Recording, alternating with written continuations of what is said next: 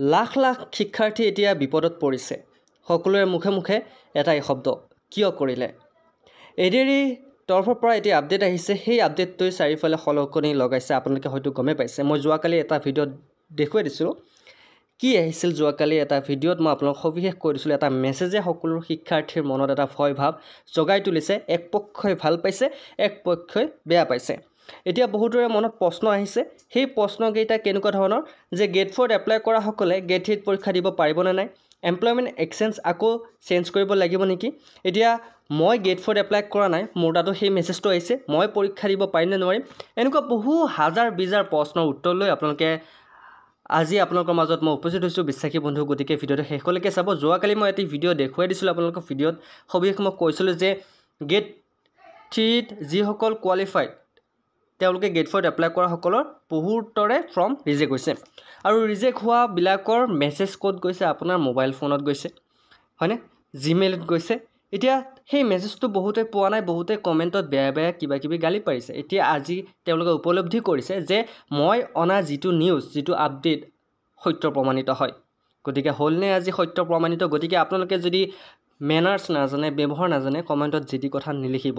আমি বস্তু এটা পৰীক্ষা নিৰীক্ষা কৰিহে আপোনালোকৰ ওচৰত আপডেটটো লৈ আহোঁ। সেই আপডেটটো যোৱাকালি মই এইকাৰণে লৈ আহিছিলোঁ যাতে আপোনালোকে সজাগ হ'ব পাৰে, ভৱিষ্যতে যাতে সেইটো ভুল নকৰে। গতিকে বেছি কথা নকৈ আজি মেইন টপিকটো লৈ আহিছোঁ। আজি মেইন টপিকটো হৈছে যে আপোনালোকে যদি গেট 4 এপ্লাই কৰিছিল তেনেহ'লে আপোনাৰ ফৰ্মখন ৰিজেক্ট হ'ব নেকি?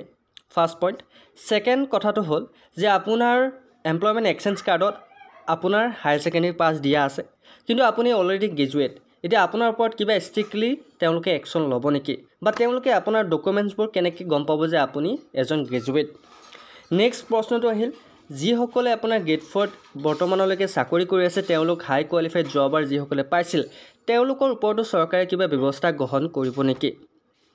এনেকুৱা ধৰণৰ বহুত প্ৰশ্নৰ উত্তৰ মই আপোনালোকক এটা এটাকৈ দি থাকিম। তাৰ আগতে মই আপোনালোকক মেছেজটো দেখুৱাই দিছোঁ, কি মেছেজ আহিছিল আৰু এই মেছেজটোৰ কাৰণটো কি আপোনালোকক দেখুৱাই দিছোঁ। প্ৰতিটোৱে আপোনালোকে ভালকৈ চাই লওক। মই যোৱাকালি যিটো ভিডিঅ' লৈ আহিছিলোঁ এই মেছেজটো মই ভালকৈ দেখুৱাই দিছিলোঁ। এই মেছেজটোত কি আছে, এই মেছেজটোত কি লিখিছে? আপোনালোকে যদি ইংলিছ পঢ়িব জানে তেনেহ'লে ভাল কথা, যদি নাজানে মই কৈ দিছোঁ চাব।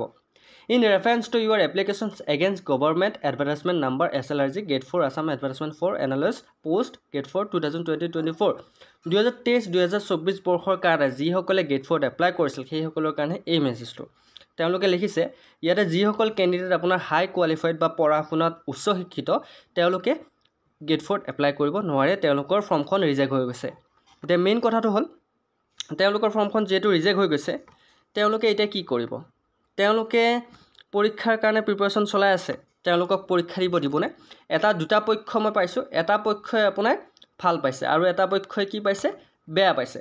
প্ৰথম পক্ষটো হ'ল ভাল পোৱা পক্ষটো হ'ল যে সেইসকল অৰিজিনেল কেণ্ডিডেট যিসকল নেকি গেট 4ৰ কাৰণে কোৱালিফাইড, তেওঁলোকে এইকাৰণে ভাল পাইছে কাৰণ এনেকুৱা বহু হাজাৰ বিজাৰ ব্যক্তি আছে যিসকলে তেওঁলোকৰ পষ্টটো সদায় তেওঁলোকক তলত ৰাখি তেওঁলোকৰ পষ্টটো কাঢ়ি নিয়ে। ঠিক তেনেকৈ ভাল পোৱাৰ তেওঁলোকৰ এটা কাৰণ আছে, মই তেওঁলোকক ছাপোৰ্ট কৰিছোঁ। কাৰণ তেওঁলোক বেছি পঢ়া শুনা নহয়, কিবা আৰ্থিক ব্যৱস্থাৰ কাৰণে দুৰ্বলৰ কাৰণে তেওঁলোকে বেছি পঢ়া শুনা কৰিব নোৱাৰিলে। ফাৰ্ষ্ট পইণ্ট এইটো।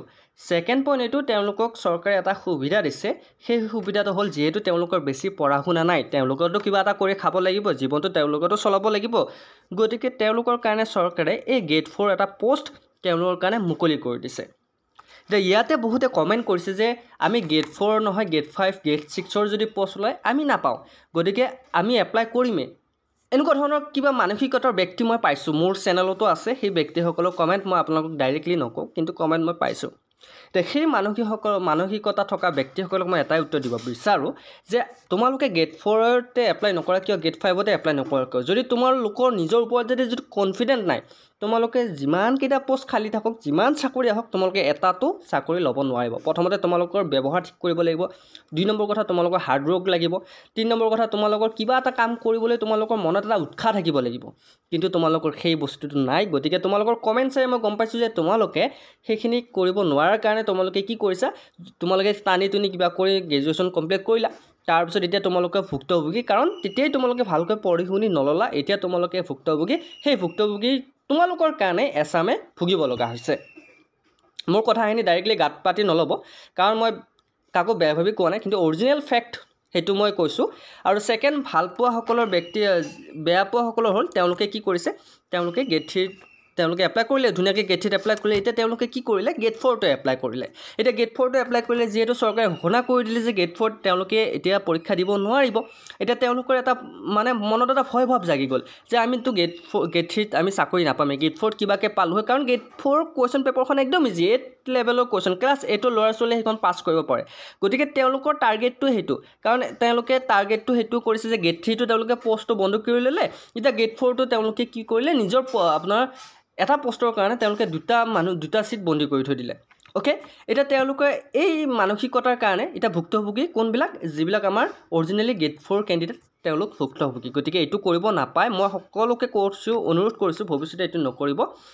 তাৰপিছত তেওঁলোকে ভাল পোৱাৰ কাৰণটো হ'ল, তেওঁলোকে এইকাৰণে ভাল পাইছে যে সেইসকল ল'ৰা ছোৱালী, যিসকল ল'ৰা ছোৱালীয়ে এইবাৰ পৰীক্ষা দিব, তেওঁলোকে প্ৰিপাৰেশ্যন চলাই আছে, গেট 4ৰ কাৰণে প্ৰিপাৰেশ্যন চলাই আছে। কিন্তু তেওঁলোকে এইটো কথা ভাবি নাছিলে, তেওঁলোকে যিহেতু অলৰেডি গেট 3 লেভেলৰ, গতিকে তেওঁলোকে যদি প্ৰিপাৰেশ্যনটো গেট 3 লেভেলত কৰে, তেওঁলোকে নিশ্চয়কৈ এটা চাকৰি ল'ব পাৰিব, তেওঁলোকৰ কাৰণে ইজি হৈ আছে।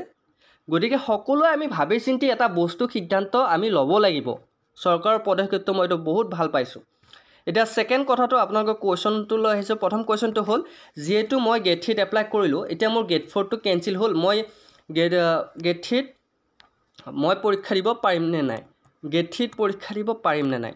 একচুৱেলি চাওক, আপোনালোকে দুটা পোষ্টত যদি এপ্লাই কৰিছে, তেনেহ'লে আপোনালোকৰ গেট 4টো কেঞ্চেল হৈছে, কিন্তু আপোনালোকৰ গেট 3টো খোলা আছে। আপুনি গেট 3 লেভেলৰ যিহেতু আপোনালোকক ইয়াতে ষ্ট্ৰিক্টলি বৰ্তমান একশ্যন লোৱা নাই যে আপুনি গেট 3ত এক্সাম দিব নোৱাৰিব। গেট 4ত এপ্লাই কৰাসকলে ইয়াতে তেওঁলোকে এইটো কৈছে যে আপুনি গেট 4ত এপ্লাই কৰিছে, গেট 4টো কেঞ্চেল কৰি দিলোঁ, আপুনি গেট 3ৰ পৰীক্ষাটো দিয়ক। গতিকে আপোনালোকে ভয় চিন্তা বাদ দিয়ক, আপোনালোকে পঢ়াত লাগি যাওক, গেট 3 চাকৰি এটা লৈ দেখুৱাওকচোন। গেট 4 কিয় ল'ব লাগে? গেট 4টো আপোনালোকে যদি নিজৰ কোৱালিফিকেশ্যন লুকুৱাই যদি আপোনালোকে গেট 4 চাকৰি এটা লৈ পিছৰ পৰ্যায়ত আপোনালোকৰ কি দুৰৱস্থা হ'ব জানেনে?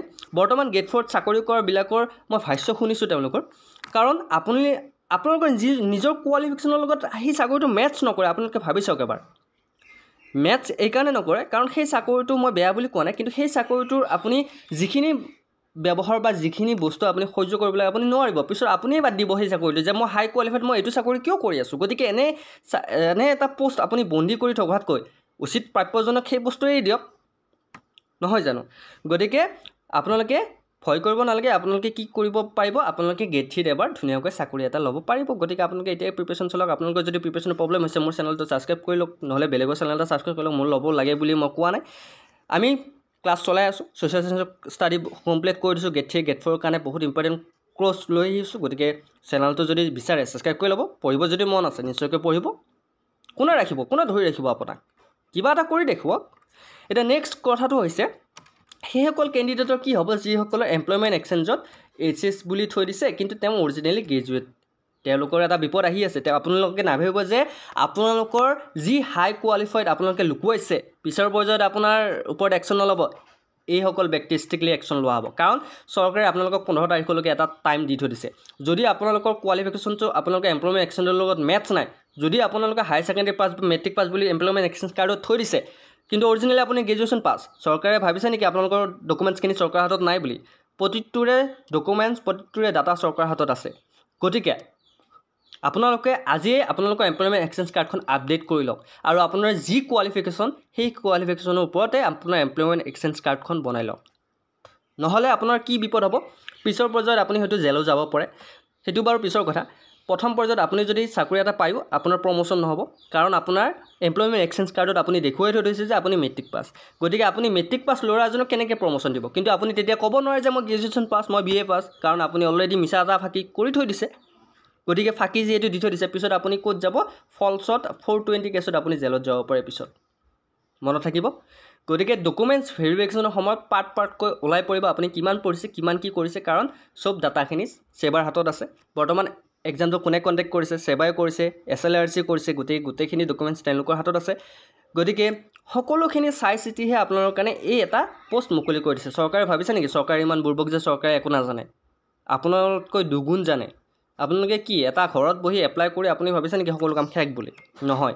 গতিকে চৰকাৰে যি কৰে ভালে কৰে, সেইটো কথা আপোনালোকে মন কৰিব যে আপোনালোকৰ যিখিনি ডাটা সেইখিনি অৰিজিনেলি আপোনালোকে ফিল আপ কৰক, এমপ্লয়মেণ্ট এক্সেছ কাৰ্ডত 15 তাৰিখলৈকে লাষ্ট ডেট আছে 15 তাৰিখৰ পিছত নোৱাৰিব কিন্তু এক্সাম পিছত যদি আপুনি চিলেকশ্যন হয় পিছত আপুনি ভাবিছে নেকি চাকৰি পাব আপুনি নাপায় আপোনাৰ কেঞ্চেল হৈ যাব গতিকে এনে কষ্টখিনি কিয় কৰে উচিত কষ্ট কৰক যি কষ্টৰ দ্বাৰা আপুনি প্ৰাপ্য পায় আপুনি ফল পায় অ'কে চ' ক'বলগীয়া এইখিনি আছিল নেক্সট আছিল মোৰ মেছেজ মই গেট 4 এপ্লাই কৰা নাই কিন্তু মোৰ মেছেজ আহিছে একচুৱেলি মেছেজটো সকলোকে দিছে যাতে ইনফৰ্ম কৰিছে কিন্তু আপুনি হয়তো আপুনি এপ্লাই কৰা নাই কিন্তু আপোনাৰ লগৰজনে এপ্লাই কৰিছে বা আপোনাৰ নাম্বাৰটো ক'ৰবাত দি আছে চেক কৰক কিন্তু এটা কথা থাকে যে আপুনি এপ্লাই কৰা নাই আপুনি ভয় খাব নালাগে আপুনি গেট 3 পৰীক্ষা দিব পাৰিব আৰু এপ্লাই কৰা সকলে তেওঁলোকৰ বিপদত পৰিব কিন্তু তেওঁলোকে গেট 3 পৰীক্ষা দিব পাৰিব অ'কে মই কোৱা কথাখিনি আপোনালোকে গাত পাতি নল'ব যদি বেয়া পাইছে মই ক্ষমা বিচাৰিছোঁ কিন্তু যিখিনি কথা কৈছোঁ মই বোধে উচিত কথা কৈছোঁ যদি ভাল পাইছে মোক কমেণ্টত জনাব মোৰ কথা কোৱা কথাখিনি কেনেকুৱা লাগিছে যদি ভাল লাগিছে ভাল বুলি ক'ব বেয়া লাগিছে বেয়া বুলি ক'ব কোনো কথা নাই আৰু যদি আপোনালোকে আমাৰ কোৰ্ছবোৰ ক্লাছবোৰ কৰিব বিচাৰে তেনেহ'লে বিশ্বাসীমতে চেনেলটো ছাবস্ক্ৰাইব কৰি থৈ দিয়ক কাৰণ বিশ্বাসীমতে আপোনালোকে ইম্পৰ্টেণ্ট দৰকাৰী আপডেটসমূহ পাব আৰু লগতে সকলোবোৰ কম্পিটিটিভ এক্সামৰ কাৰণে আমাৰ প্ৰিপাৰেশ্যন ইয়াতে চলি থাকে গতিকে চেনেলটো ছাবস্ক্ৰাইব কৰি দিব আজিলৈ মানে অন্য এটা ভিডিঅ'ত আকৌ লগ পোৱাৰ প্ৰতিশ্ৰুতিৰে জয় হিন্দ জয় অসম